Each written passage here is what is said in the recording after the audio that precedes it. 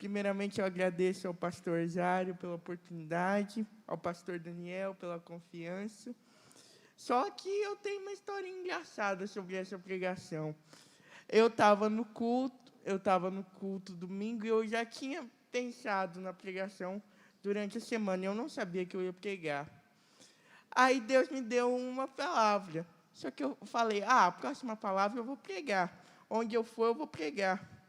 Só que aqui na SEG eu já tenho uma reputação, porque uma vez eu preguei sobre julgamento.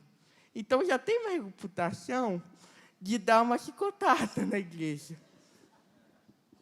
Mas foi a palavra que veio. Então, amém. Eu quero que os irmãos abram em 1 Samuel 4, versículo 19 ao 22. Ou melhor, a partir do versículo 11.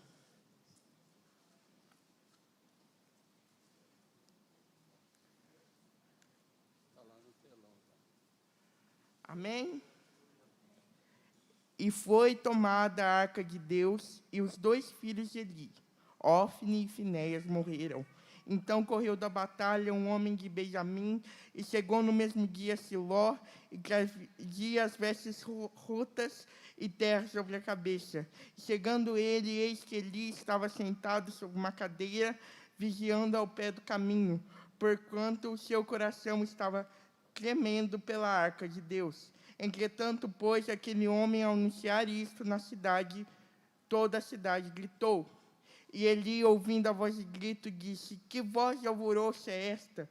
Então chegou aquele homem a grande pressa e veio e anunciou a Eli. E era Eli da idade de 98 anos, estavam seus olhos tão escurecidos que já não podia ver. E disse aquele homem a Eli, eu sou o que vem da batalha, porque eu fugi hoje da batalha, e disse ele, que coisa sucedeu, filho meu?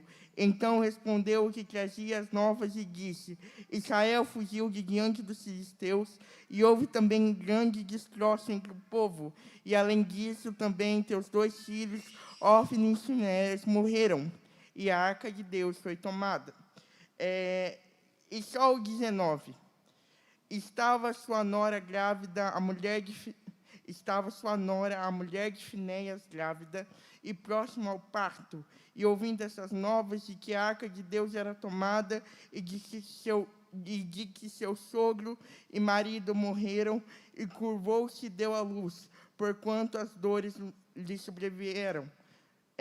O 21. Mas chamou o menino Icabó, dizendo, foi-se a glória de Israel, porquanto a arca de Deus foi levada presa, e por causa de seu sogro e de seu marido, e disse, de Israel a glória é levada presa, pois é tomada a arca de Deus. Bom, essa passagem, ela é um pouquinho depois de Juízes, um pouquinho não, ela é depois de Juízes. E a gente vê que o livro de Juízes é um livro que mostra a inconstância do povo de Israel. Mas a gente não precisa ir em Juízes. Na época de Moisés e de Josué, o povo de Israel já era constante, tanto é que eles passaram 40 anos no deserto pela murmuração a Deus. E a época de Juízes foi meio complicada, porque Israel ficou sem um líder centralizado, como era Moisés, como era Josué, e cada tribo fez o que queria, e Deus estabeleceu juízes, porque sobreviam algumas nações sobre Israel. Israel era castigada, e quando Israel se voltava ao caminho de Deus, Deus levantava algum juiz para libertar o povo. Passava algum tempo, Israel se desviava de novo, era castigada, clamava a Deus, e Deus levantava outro juiz para salvar o povo. E foi um ciclo vicioso que foi se tornando. E a gente chega na época de Eli, e com Eli a gente tem Ofni e Finéias, os filhos de Eli. Só que os filhos de Eli, eles têm um histórico eles não têm uma reputação boa na Bíblia. Na Bíblia diz que eles roubam, eles se fartam das oferendas dadas a Deus no tabernáculo e ainda se prostituem com as mulheres. E Eli, em vez de corrigir seus filhos, mesmo sabendo de tudo que acontecia, ele fazia vista grossa aos erros dos filhos. E quando uma liderança, e eu digo isso com muito temor, quando uma liderança é doente, consequentemente, se o povo não está focado em Deus, o povo fica doente.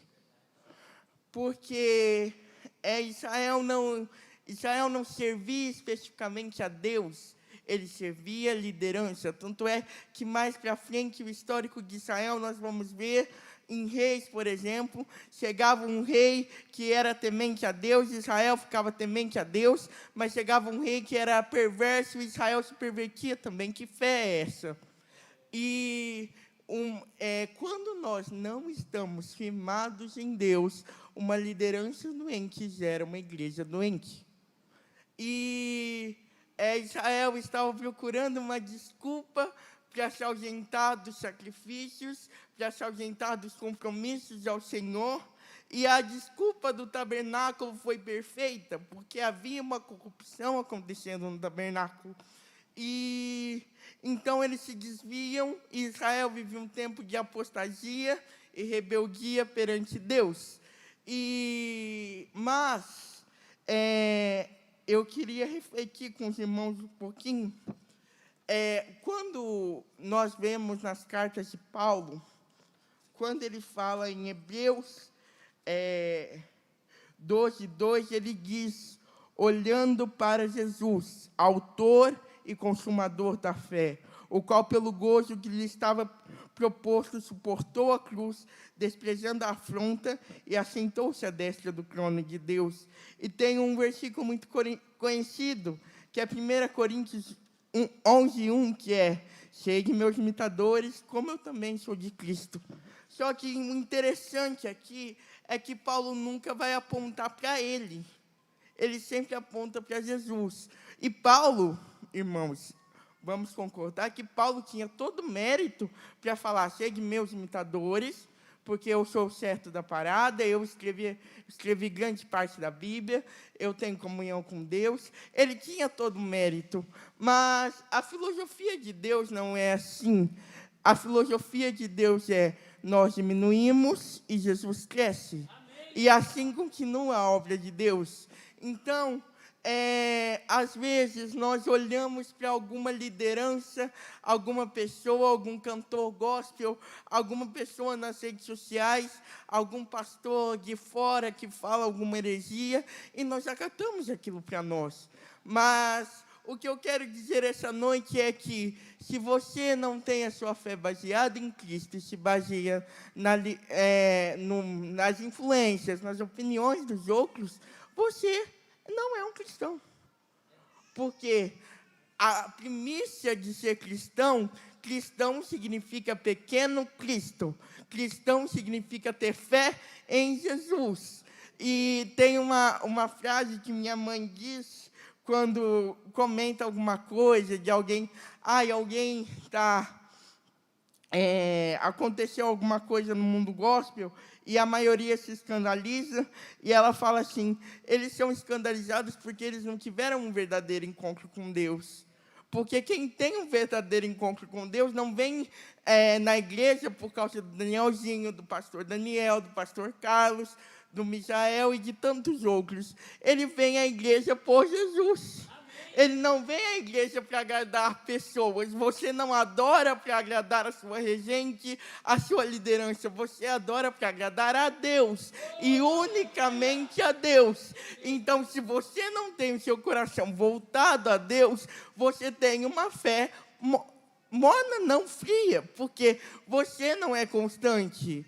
E mesmo quando é constante, não é de coração sincero, porque depende da liderança. Então, hoje, Deus nos convoca, e eu me incluo nisso, a parar de olhar para os humanos, porque até o ser humano mais espiritual tem algum pecado, tem algum erro. Nós somos homens, nós não somos perfeitos. Perfeito é Deus. E nós temos que parar de olhar para os homens, parar de olhar para aquilo que Ciclano fala, Beltrano fala, e olhar para a palavra de Deus, porque ela é o nosso norte. Olhar para Jesus, porque Ele é o nosso norte. Então, a igreja tem que estar voltada para Jesus e não para pessoas.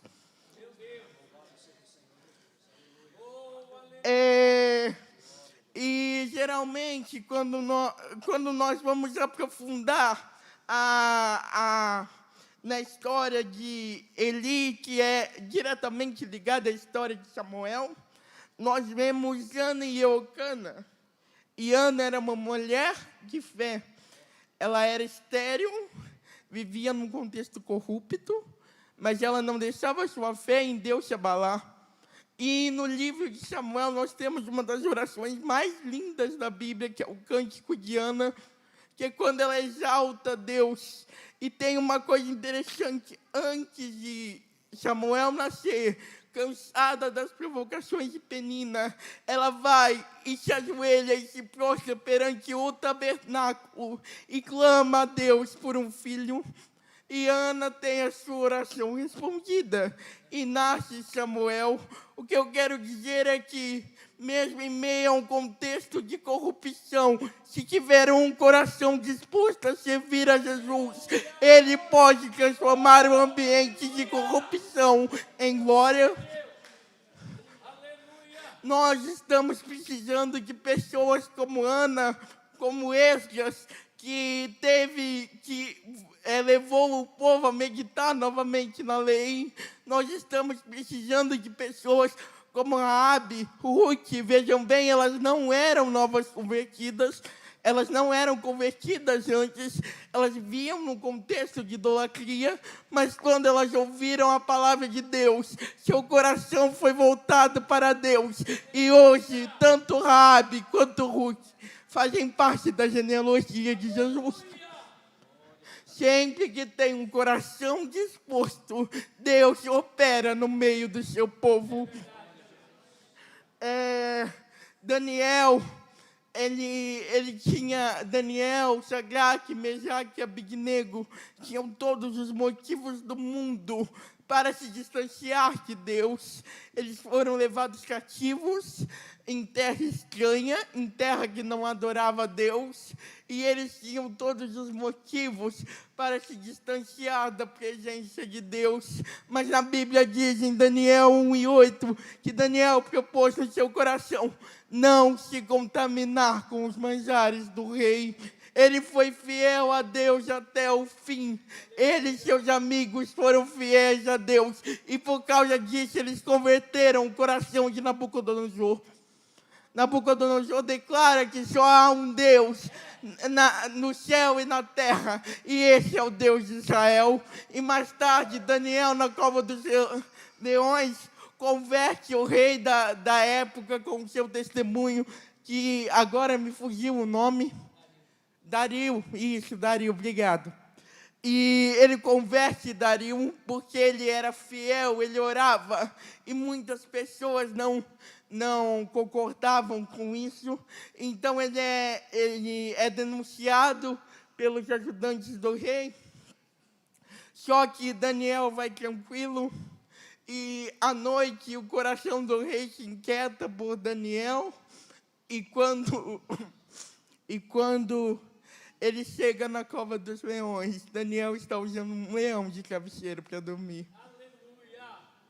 Porque ele foi fiel a Deus, mesmo em um contexto inapropriado. Esther teve sua fidelidade testada. Esther se tornou rainha. Esther tinha a marca de Amã. Amã era um ferrenho perseguidor dos judeus, mas Esther escolheu servir ao propósito que Deus escolheu para ela, e graças a isso o povo de Israel foi salvo da aniquilação. Samuel tinha todos os motivos para se revoltar com Deus. Que Deus é esse? Eu esqueci. Ana, quando ela gera Samuel, ela faz um voto a Deus. Ela fala: esse menino vai servir na sua casa, Senhor. E quando ele desmama Samuel, ela devolve Samuel a Deus. Sabe o que eu entendo com isso? É que quem tem o coração convicto em Jesus sabe que você gera o propósito, mas a glória pertence a Deus. Você gera a missão, mas a glória é de Deus. E Samuel tinha todos os motivos para se revoltar contra Deus. A mãe dele deu ele. Ele podia interpretar como um abandono no tabernáculo. Ele vivia num contexto de corrupção geral, mas ele não se contaminou. Ele escolheu servir a Deus. E sabe o que eu acho interessante? Que foi gradativamente. Primeiro, Deus reconheceu ele como profeta, depois de um tempo como sacerdote, e depois como juiz de Israel. Porque Deus honra a fidelidade daquele que o ama. Então, muitas vezes, nós estamos escondidos aqui, limpando a igreja, ou simplesmente mexendo no chão, ou cantando aqui. Muitas vezes o seu nome não é reconhecido pelas pessoas, mas se você faz de coração sincero para Jesus, eu tenho uma coisa para te dizer: Deus é um Deus de honra. Deus é um Deus que não deixa as coisas desapercebidas. Pode demorar, mas Ele vai te honrar. E Samuel, então, ele escolheu não se contaminar com o que tinha ocorrido com o rei. E os filhos de Eli continuaram na corrupção. Ele recebeu uma profecia de Deus, avisando que a linhagem dele não seria mais a linhagem sacerdotal. Deus extingue a linhagem dele. E, mesmo assim, Ofni e Finéias continuam errando, e Eli continua passando a vista grossa. E enquanto Ofni e Finéias, os filhos de Eli, se prostituíam, comiam, roubavam a carne do tabernáculo, não obedeciam a Deus, Samuel estava ali, sendo preparado. Estava limpando o tabernáculo, mas ele estava sendo de coração sincero. Enquanto ele estava ali, Deus estava preparando ele. E sabe o que acontece? E isso eu digo para os adolescentes: Samuel, mesmo pequeno, ouve a voz de Deus. Deus o chama para ser um escolhido dele. E então Israel não zela pela presença de Deus, porque Ofni e Finéias continuam pecando e, consequentemente, a liderança continua doente, e o povo de Israel cada vez mais tem uma desculpa fundada para se afastar de Deus, segundo eles, fundada entre aspas. Então, chega um triste episódio da história de Israel. Os filisteus invadem Siló, e Ofni, Finéias e Eli morrem. Mas o mais triste dessa passagem é que a Arca da Aliança é levada. E quando a Arca da Aliança é levada, a mulher de Finéias grita: e acabou, a glória de Israel foi embora. Não temos mais a presença de Deus. Israel não zelou pela presença de Deus. Israel não orava com a arca. Agora, sem a arca, agora que ele não ora mesmo. Israel não buscava oferecer sacrifícios com a arca. Agora, sem a arca, ele não busca mesmo. E passou-se um tempo, 7 meses, e a arca ainda estava com os filisteus. E dentro desses 7 meses, Deus, quando eu estava lendo, eu até ri, porque Deus operou maravilhas no meio dos filisteus, e uma delas foi o Deus deles, se eu não me engano, Baal, caiu prostrado em terra diante da Arca da Aliança. Isso quer dizer o quê? Que a presença de Deus pode ser loucura para as pessoas que estão de fora. A presença de Deus, ela é santa e ela não aceita viver em meio à imundícia. A presença de Deus é pura e ela só habita em lugares onde há pureza de coração.